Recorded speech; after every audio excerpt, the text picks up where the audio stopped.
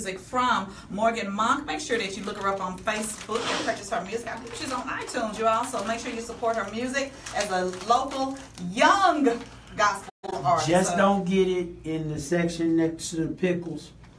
Right, not the bootleg section. At the bootleg section. Don't get that CD that's purchase legal music. Make sure it got the bonus track on it. Make sure it's got the bonus track and the picture's not grainy.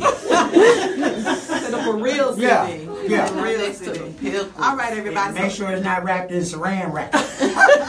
Like we said earlier, we have two couples here that are going to be talking about their biracial relationship and raising their children in a society where sometimes it's not always smiled upon. Sometimes it's frowned upon. And Miss Donna, you have invited two guests, and let us know who they are again.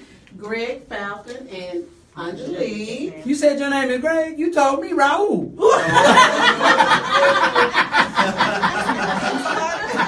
Yes. Jokes. I have had the pleasure of knowing Greg for about, a year? Yeah, a year. Exactly. We actually are on the Texas Diversity Council together, Greater Dallas. So I had the opportunity to meet him and just recently found out that his wife was African American. So happy. Then, of course, my brother, Hello. Cleveland so rocks. we are so glad to have you two on. Glad to be here. And it's Angie, right? Amanda. Amanda. That's what comedians do. Just messing up everybody. So we have some questions that we want to start out with you guys because when I was letting people know that we were going to talk about this, I actually had people that were really interested in this topic because, like I said, it's not always a situation where it's always smiled upon. Sometimes it's frowned upon in an interracial relationship. So I know Donna has some questions that she wanted to start out with. So, Greg and Angelique, how did you two meet? All right. Well, I'll correct you if you mess up. So we're talking to them from the house. Exactly. Yeah, we met in Lafayette, Louisiana. We went to college together, and so what was interesting about that is that I was a basketball player, and Angelique, her sister, was the very first person that I ever met. She just sat next to me. And so I was at a class, met her, eventually met Angelique, and Angelique was one of the basketball hostesses. Come on, hostess. And so as time... The dimples were working. Yeah.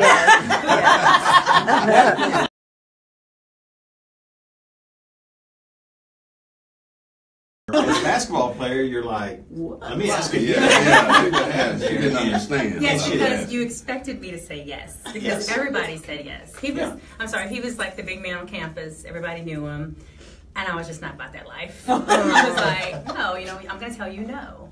Because you were denied. Yeah, and so ultimately, she lived about 20 miles away. And so I drove out there to meet her. And the shock on her family's face when I knocked on the door and came out there was our first instance of kind of what happens. They were extremely welcoming, but it was still shock. They were like, he's so tall. Yes. So that's kind of how we ended up meeting out there in Louisiana, where we're both from. Yeah. Right. Wow. Greg was a little bit more confident, I think, in approaching outside his race. It took me a little bit to come around, but then he had such confidence. It was just kind of like, I'll guide you. It's okay. As long as we're together, we're fine. And so I think that made it easier. I still had issues with people looking, and I thought they were looking. He said he was looking at us because we were so good looking. Because they're stopping because we're so great, good looking, and I'm looking at it as like they just didn't agree. I mean, it's down South Louisiana. Yeah. It's not something you saw every day, and especially our way of a black woman with a white man. It was a lot of pause breaks. Yeah, I think one of the things we got to remember, this was 30 years ago. Yeah. It was not a popular thing to end up happening. And so what we did is we kind of had to handle this together. We were both churchmen, we're Catholic, and so she we talked about it strong. a lot. We discussed a lot. Like we came up with a plan. Like there was a plan. Okay, what are we going to do? How are we going to respond? And then even our parents, when they asked us, it was like we just gave them our answer. You from the heart, so we're leading by the heart, and that's how we live. So, Greg, you had absolutely no qualms. You were not nervous at all about going over and knowing that you were going to ask the African American girl out. You had no issues with that at all. No, I didn't, and I think one of the things that we were fortunate to have is that the University of Southwestern Louisiana, which is now University of Louisiana at Lafayette, a big international population. So there are a lot of different students that were there. So I think in our own little city of the university, it was extremely, helpful. The funny thing, and I was telling this yesterday on a conference call actually with the Texas Diversity Council, they said, hey, you're going to be on the show, and so they asked me a question. And so I can remember when my parents wanted to speak to me the first time, and they wanted to check the pulse, and they wanted to find out what I was thinking. I remember saying, it's not like I'm going to marry her. I did not know this. Wow. And so it was extremely interesting, and to her family's credit, her father, who has since passed away, he loved me. He was so nice and so humble, and really went to great strides to do this. But at the time when he passed away, his wife, Angelique's mom, shared with me that after I went in and asked for her hand in marriage, which I did. He said yes, but then he pulled his wife together and said, doesn't she know some brown boys? But he still loved me. He still loved me very much. So that was great to end up having. Okay, so Amanda and Cleo, same question. How did you all meet? Let's see, you ever get it? At the time we met, I was single, and I had a best friend of mine that was living with me, and he had a girlfriend, and she would always come over, and she would always say, every time I come over here, you never have anyone here. Like, you always, so she tried, she was like, I'm gonna hook you up with someone. So she tried one girl, and that didn't work. Yeah, not my type. She was like, nah, I got the one. So the next try was Amanda, and we struck it off good. I think she said I won over because I met her. I think that day I forget if it was a football game, something was going on, but I was cooking. The Mavs were doing the finals. And I showed up to his house, meeting him for the first time, and he was wearing sweatpants and cooking chicken wings. Chicken wings and chicken wings, that's what happened. It was really the sweatpants, because if you're meeting a girl for the first time, and that's how you show up, and that's what he's wearing, and he's cool with that. I was like, all right, well. So he didn't go overboard trying to impress you or anything. Like, he was just himself. He was just himself. Was it the gray sweatpants? Black sweatpants? No, I think they were. But really, it was the chicken wings. Real. Every time, yeah. Yeah. So Greg and Angelique, you all have children. Yes. And their ages? We've got a 24-year-old boy, Gregory the second. The reason we called him Gregory the second is that when he was born, he was so big that it would be kind of stupid to call somebody that big junior. We want him to grow up that way. And then we have a daughter, Gabrielle, who is in college at Rice University in Houston. Oh, right. And then she's 19. 19. And then an 18-year-old Garrett Michael Falcon, who is at the University of Houston. Awesome. So we just went through the stuff in Houston. They were both on the 4th floor of their dorms. So it ended up being fine. I told them, they tried to come home. They did try to come home. We're like, no. If the water gets to the 4th floor, then we got more problems. Exactly. Yeah. So they were safe in that. That's good. The only thing Greg already touched on is how did your parents feel. He kind of already touched on that one. But so how did you feel when you may have seen those starry eyes? Like, well, and he and I were talking about this the other night, is that I found that, okay, because we're a young couple, we're in our 20s, dating, it's different, because on campus, it's like, oh, you guys are dating. That's different when you're in the college area. But going out to eat was like a challenge. Oh, yeah. Older people, of course, would kind of pause, stop, mid-eat, watch, and they sit. And there would be glares.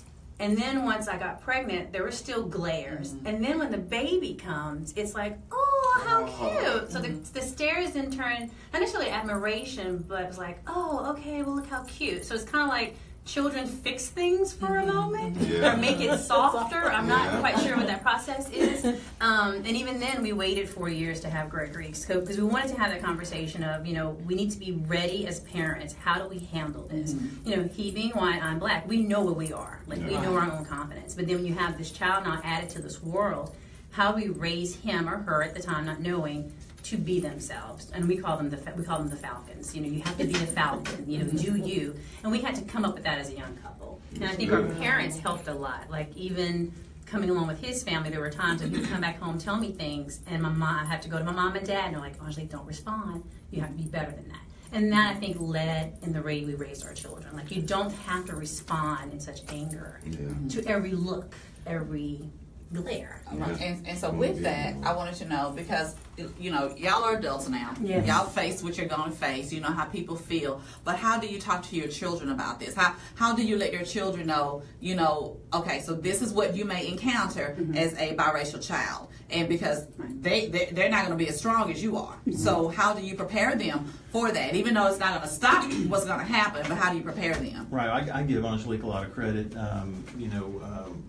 Bank of America ended up having something called Higher Standards. It was a slogan that they had. But before that came out, when we would get out of the car and we'd be standing there putting their coats on or get them to walk in. I did a lot of prep. We did a lot of prep. I needed to talk to them because at home you have this perfect utopia. Mom and daddy, they love each other.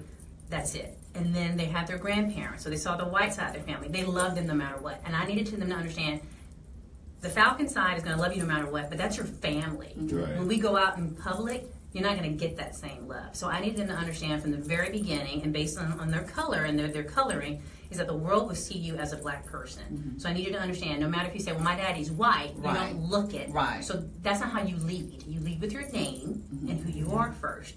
Your color is secondary to who you are. And I think that's kind of how I had to, like Gregory knew, you're going to look at the world as a black man, and you're going to be a tall black man. I mean, our kids have a presence when they walk into a room because of their height. And I mean, they're quite cute and they're quite good looking. But that's how they were raised very early on. So as the moment they realized the concept of color, which kind of came around first grade, because they were all in private schools. So when you're in this private Catholic school, and I think children of color, out of my 3, there were 5 of the children in the whole school. So they were well aware who they were.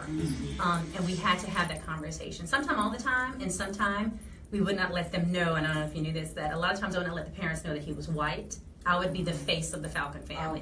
Because I had to figure out, where's my child going to play? Because we're going to have that conversation, make these comments. I'm not going to let them go into your home. And that was, I led a lot of groundwork. So it took a lot of work to be not necessarily non-trusting, because I didn't want them to be like that, but I needed them to know this is where you are, here's your lot in life. Don't necessarily stay in your zone, but create it. There you go. Now, Amanda and Cleveland, you all have a daughter together. How old is she? She's 2. Okay, so have you all even thought about how you may talk to her as she gets older about her mixed race? I mean, me myself, I've thought about it, but for me, it is it's pretty definite that I will raise my daughter to be confident in herself.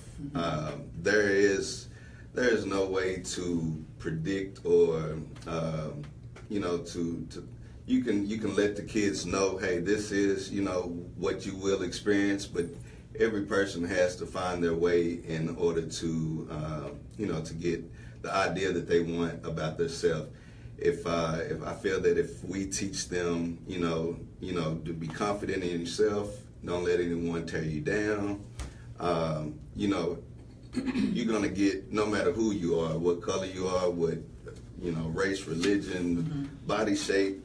Everyone's gonna judge you. So everyone's going through the same thing in a different way. So I focus on building confidence, with my daughter, and to let her feel proud about who she is, who her family is, and where she comes from. She's just Maya, though. Yeah, she's just Maya. Not black. She's not white. He's not my black man. He's just my man. Right. And she's just Maya. And she's perfect how she is. So, Amanda, a question for you, because you actually have 2 Caucasian kids, and then Maya being mixed. So how does your children before Maya feel about Cleveland, Donovan, my nephew that is there with y'all? Because I And we're going to noticed, answer that when we come back from break, but just pose the question. We're going to take back from I break. noticed that it's no difference when I'm there. It's no different. So we'll come back and finish that. All right, everyone, when we come back from break, we're going to answer that question here on the Inspirational Diva Show.